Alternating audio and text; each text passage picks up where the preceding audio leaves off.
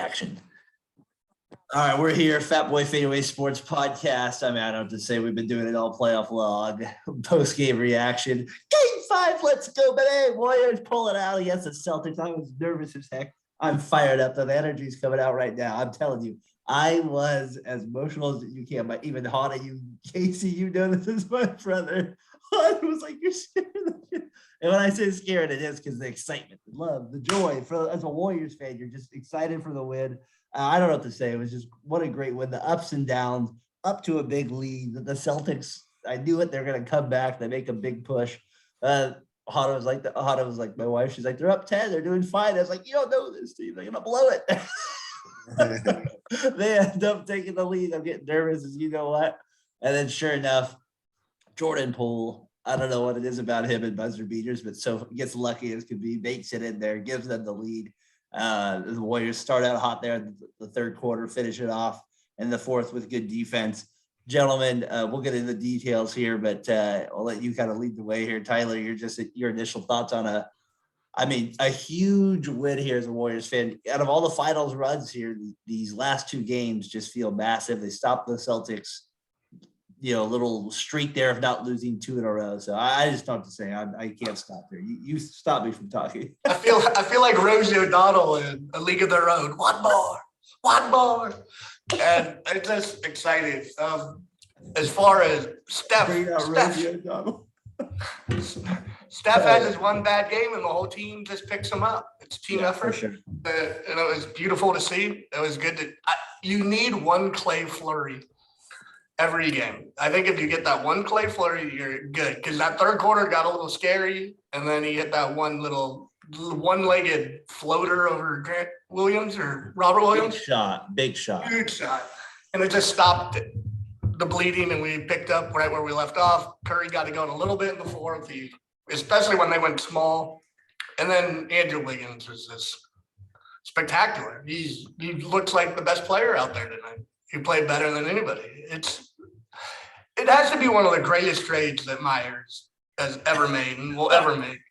Well, just based on how he's played right now. I mean, exactly. For just this one series, this is all you need from him. It's just great. I'm so excited. I didn't think we'd be here, and here we are, one game away from another NBA championship.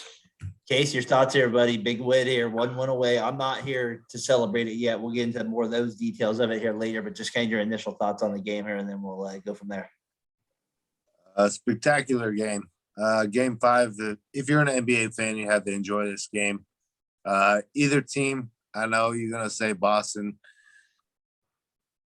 is probably not like the most equal talent that the Warriors have faced. I would say the Cavaliers have been a better team, but after hearing Boston's crowd, I'm so happy the Warriors fans finally showed out. Come on. I was waiting for it. It's been a while to actually hear Warrior chants and just them screaming. And after all the FU Draymond chants, the FU Clay chants, I'm so proud of just the San Francisco crowd that showed up.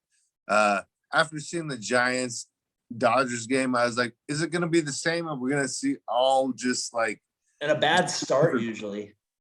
Yeah. But and then Andrew Wiggins, Tyler, you brought him up. Special, absolutely spectacular.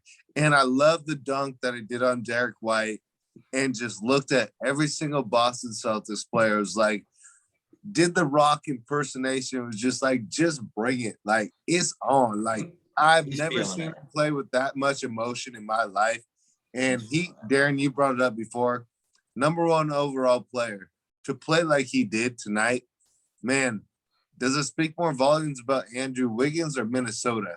I'm not sure. But I'm just letting you know that kid's got talent. Like, he has got talent.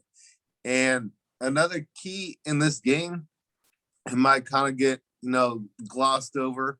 Gary Payton Jr. showed up. GP2 was amazing. Oh, yeah. Curry, the first game without making a playoff or 3 since 2018, they had his back. Yeah, and Clay touched on it. I don't know if you guys caught that after the post game on the last game, but he's like, we're gonna have to show up for them, and they did. It was a total team effort. I think the Wiggins thing is the biggest thing here. I think that's where I want to focus on the most. I think he was the star of the show. He was spectacular. He showed up on the only quarter he was a little rough in was the third. He wasn't quite getting up in Tatum as much as I would have liked then, but Tatum's a first team player for a reason. He made shots at the moment, but when the money in the fourth quarter, just his ability to not let Tatum get like any bump leverage on him in the paint was just spectacular. Tatum had to fade away on every shot basically. And yeah, he'll make those, but I mean, what are you going to do? I mean, you got to let him shoot those over getting to the paint. And then it's the scoring part. I said it a couple podcasts ago. I said he has to be the second best player. He has to score. He has to be it for us because Clay, we just don't know what we're going to get. Yes, today Clay was really good, but Wiggins was 26, 25, the best player on the floor in a finals game. If you would have looked at a Wiggins game 5 years ago and you just put yourself in this position, you'd be like, what? That's going to be the same guy 5 years? What? He actually is going to rebound 13 rebounds. This isn't the same guy that averaged, 4 rebounds a year for 5 years. You know what I mean? Like, this guy is like spectacular right now. We need to give him his flowers. That's basically what I'm doing with giving him his stats. And tonight, just again, 16 rebounds last game. We're like, whoa, 17 points. No, I'm just going to show you up with 26 and 13 tonight, people.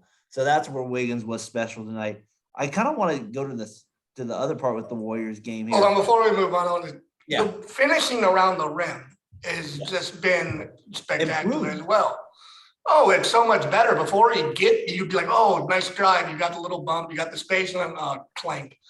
These last couple of games, he just has soft touch. Everything seems to be dropping. And then the rebounding, like you said, yeah, he was always like a below average rebounder. Now he's coming out with 16 and 13 in the NBA Finals.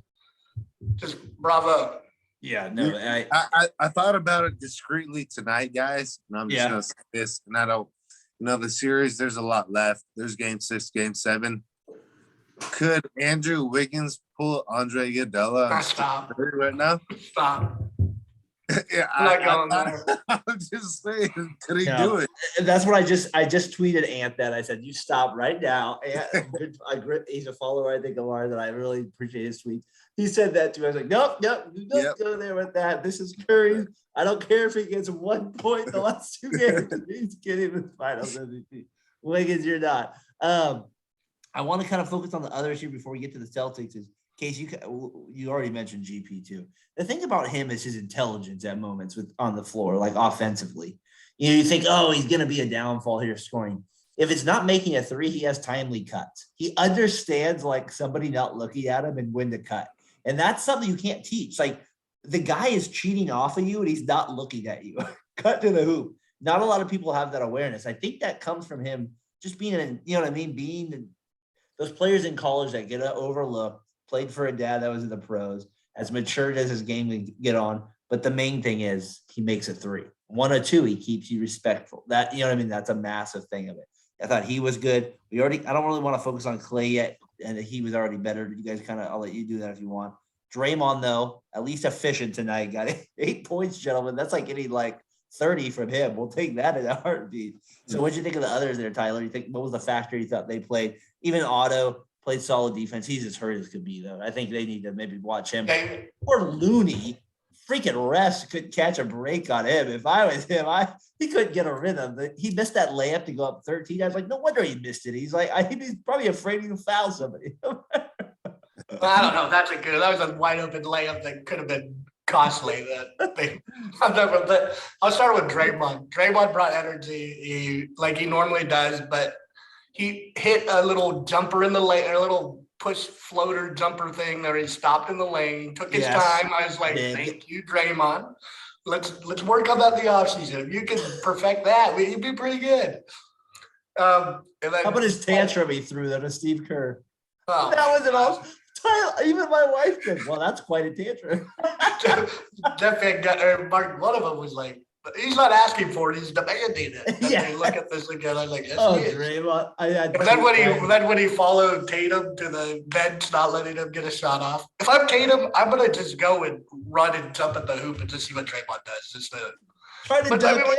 Give him yeah, foul. do something. What he's gonna foul you? What's he gonna do? Like you don't know. That would It's be just so funny. He's like going there. He turns. what are you gonna? Let's see. I don't know. Like if you're down by how much were they down by 12 at that point? Yeah. But I liked that Draymond did that. I was like, all right, yeah, come with that energy. And then yeah, GP2, he just cuts beautifully. Like that cut on the baseline on the out of bounds play on Smart, where he got the He even he missed laid him up. a few times.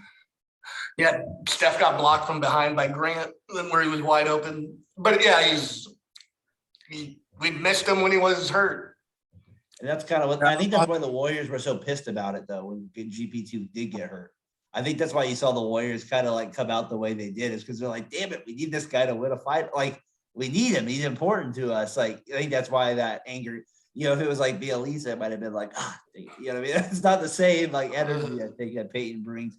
Casey, Yeah. I'll let you go there for a second. But maybe you can also then bring us to where the next point I want to go to is the Celtics and Tatum. And just kind of what you thought of like their game a little bit. Like I know you kind of have this. You've kind of been a fan of the Celtics the last years. You did say they were a year short this year, and maybe they are, but right now they're only 2 games away. And they still could easily win it. But Tatum tonight, he had his moments, but there's something that's like he's still missing efficiently. Why? It's like I like when they got the ball going on like that, not the elbow, but like the elbow post region. That's where I think he could really kill the Warriors if they wanted to slow it down to a Cavs, LeBron like type level and really get the switches and do that stuff. What did you think about the Celtics a little bit and what they can maybe do going forward? Yeah, so I was actually going to, before you said that, Go ahead. And I was going to flip it to the other side. The role players for the Celtics were awful. They were Yes, they were. terrible. I mean, Peyton Pritchard's first possession was stepping out of bounds. Al Horford, he did his part. I mean, he was just the defense was too much for him. It's hard as I think a superstar coming up as Jason Tatum is, and I really wanted to expand on this. He's not consistent for 4 quarters. No, he has a problem with, and it's not big bodies. It's not anyone else. It's just himself, where he takes some really bad shots.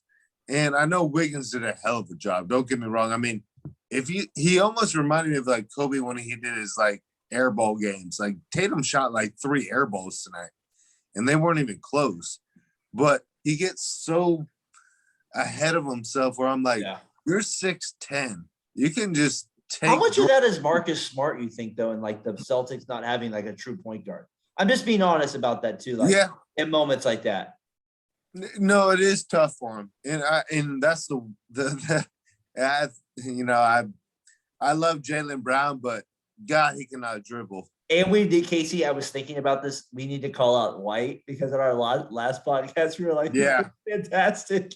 He was. We were like, oh, he's been great. You're like, he's a potential maybe all-star. Not tonight. You're a potential bench warmer tonight, buddy. One of the things that tonight the announcer did a really actually good job on is I don't know why. I don't know how it happens, but Jaylen Brown cannot go left. Like he has no offhand. I know he finishes pretty well, but if you make him go left, the percentage just dropped down. He doesn't have a pull-up game. You're right. His pull-up game is really not as it's like he has that one little spot by the elbow. He kind of can make that one. But if he gets in between the elbow and the box or that and the elbow and the 3-point line, you're right. And you're right about the finishing. Even when he does, he's inconsistent there.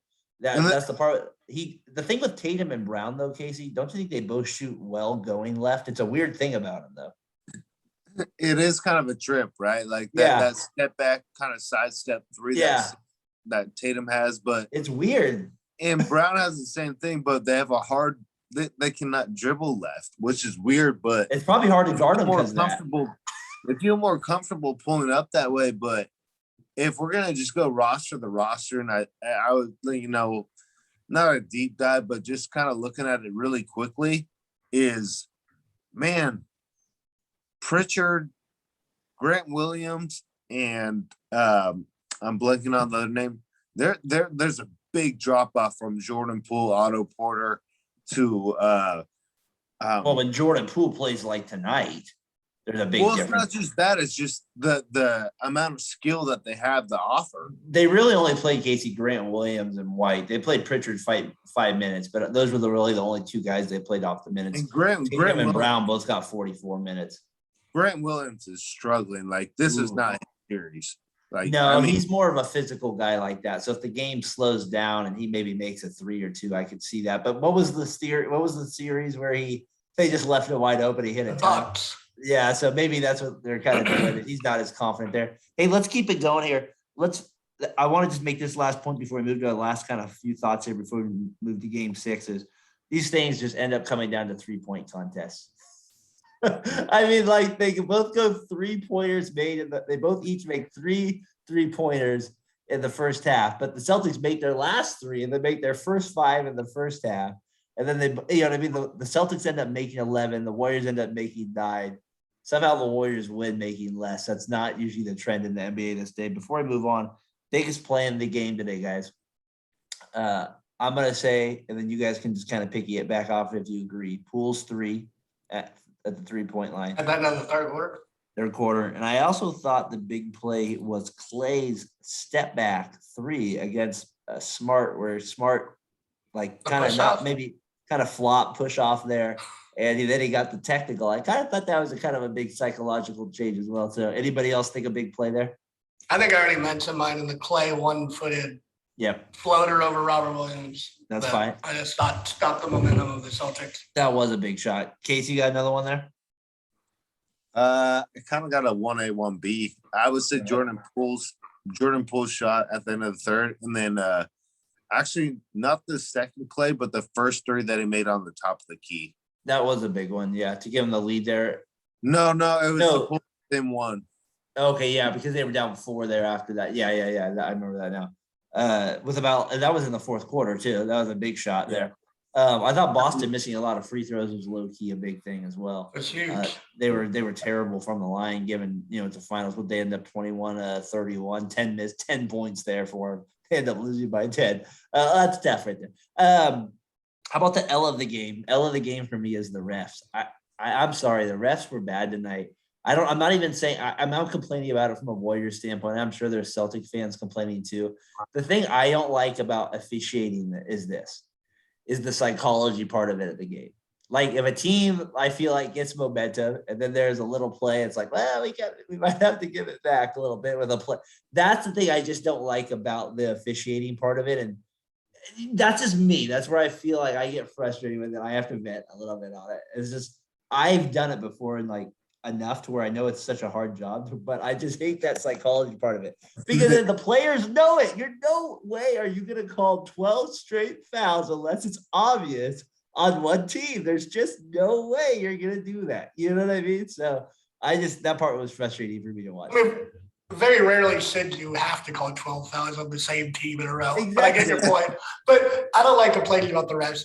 But the play, I would say a play that was against the Warriors where the refs were bad, because I agree, is that Clay clearly ran over Smart on a play. And Boston had all the momentum, and then they called it block. And I was like, all right, I'll take it. Yeah. And then the Poole little flops that he took to lead the Smart. Yeah. But my biggest L is Marcus Smart, though. The Celtics go as he goes. If he plays bad, they're not going to win. And if he plays good, they're a very good team. Yeah, 20 points, 7 of 15, 3 of 6 from 3. But he did have, but in the fourth quarter, that T had a couple turnovers. That's kind of it didn't feel like he played that well. Like, yeah, I guess his numbers, I bet his plus minus isn't very good. But I don't know. I didn't look. But yeah, so my L is DeMarcus Smart. I'll say one thing about the referees, Darren, and I know it's close to the end of the game, and Kevon Looney definitely set probably the most illegal screen of the game that there was. And I know it was a sixth foul and they didn't call it. And I'm like, well, they didn't call it because it would have been a sixth foul. So that's the one thing about the playoffs is like they keep that in mind, like when there's like, a sixth foul and there's certain situations where you're like early in the game they called the illegal screen on them, which is highly questionable. They've done it twice. But to me, the biggest L of the game to me was Ime Udoka. I thought I mean, he's not playing the game. no, I've heard you rip on Kerr before.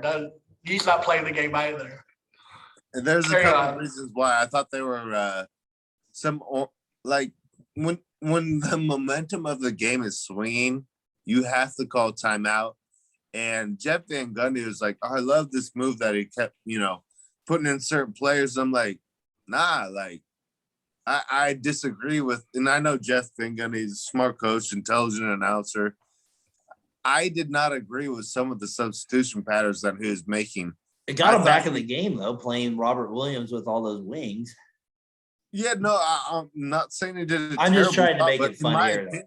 I'm just saying I really didn't think that he did a great job. I thought it was kind of a rookie head coach maneuvers. He got that technical, too. What's that? He got that technical in the fourth quarter. You don't want that late in the game either. You got to be smart about that. Did he get the technical? He did, and then Smart got one 3 minutes later. So you can't necessarily blame the player for losing his emotion. Like you're saying, when he lost his emotion a few minutes before, you know what I mean? So there is something to be said to that. I agree. I just thought I really thought he played Tatum. I know Tatum basically played 46 minutes and you want to go out on like your best note, but it wasn't necessarily the playing minutes or the personnel that he played with. I just thought there was a certain time point in the games where the timeouts should have been called and he didn't stop the momentum of the Warriors runs. Gentlemen, I think we should kind of end it here with this last thing here, who we got for game 6. I just want to end it with Curry. He wasn't special tonight. That's the only thing that makes me feel really good about going into game 6 is you would think he'd be highly motivated to have a decent game. You know what I mean? Like he didn't play well at all. Yeah, I wouldn't expect Clay to shoot as well, but he is game 6 Clay, so maybe something's there. That's kind of this little hangover thing that everybody expects. For me, Poole's always a big factor because if he gets you 12 points, Curry, when he sits, that's big. Like, I don't know. Like, I know Wiggins. I always say Wiggins and Poole to me are big because they're the point guys that I'm not. Clay's to me always wherever. I don't know. I just don't know anymore. But Poole and Wiggins are the guys to me are the swing guys. And tonight they played well and they kind of swung us to kind of a solid victory, we'll say like that. So game 6, it's early for me to make the prediction here, but just my gut feeling is it's going to be a win. That's my gut feeling. Casey, let's let you go first tonight. We'll let Tyler have the last word on the prediction. Who do you got? Maybe game 6, early prediction. We won't hold you to it, but yeah, who you got here? Well, you hold me to it. I got no problem. All right, I like it. I say Warriors in 6, Curry 41 in the closeout game, and Skip Bayless is still complaining. And he makes I would say a game-winning 3 with about 45 seconds left to play. Well, I hope they win by 30. I mean, I hope that's. I can't deal with the stress. I don't want to deal with the stress. I lose too much weight. I didn't say win by 30. No, I heard what you said with 30 seconds or 40 seconds left. Yeah. Tyler, who do you got? I gotta agree with both of you, but first I want to mention, have you noticed the end of games when Boston puts in their the end of their bench? They look like a college team with their non-scholarship athletes in the game. Anyway, I got the Warriors and Curry wins MVP. I don't know what's gonna happen, but yeah, I got the Warriors. Tyler, on your note there, I also got to say I hate those coaches' interviews. Just from I just get rid of these stupid interviews. They're just such a waste of time. I don't want to hear what these guys. These guys don't want to do it anyway. So why don't we make them do it? All right, so we all got the Warriors in game 6 here. We're all. I'm just pumped up as to be, but I just one game away here. Boston's obviously gonna be rocking everybody. we'll see what we got. This is Curry's chance here to build a major legacy, guys. This is his chance, kind of what he's been waiting for, the 4th title on the line here. I don't know, 4 titles. It's kind of hard to think about that. Can Wiggins deliver again on the road? So many storylines going into game 6, and we will be there for the post game, gentlemen. Game 6 Thursday afterwards. All right. We'll see you guys then. Warriors 104-94 Wiggins. Thank you for just a spectacular game tonight. Tyler, good to have you back, my friend. Good to be back. All right, Now Case. 3 of us together. Yep, it's good to see you, Case. We'll see you next time. Peace. Thanks, brother. All right, thanks.